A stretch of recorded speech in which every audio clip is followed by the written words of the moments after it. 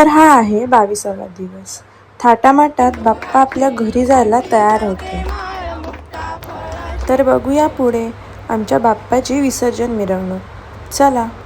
ताशाचा गजर होते स्वारी आवड तुला उंदराची.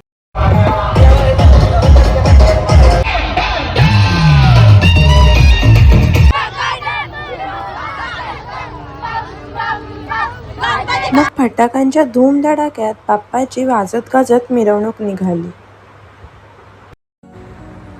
शेवटी तो क्षण आलाच, बाप्पाच्या विसर्जनाचा. जड अंतकरणाने बाप्पाला निरोप देत होते. मनातून खूप वाईट वाटत होतं, पण बाप्पाला निरोप द्यावा तर लागणारच ना. तेव्हाच तर बाप्पा पुढच्या वर्षी त्याच थाटात, त्याच उत्साहात परत येईल ना. पुढल्या वर्षी लवकर या.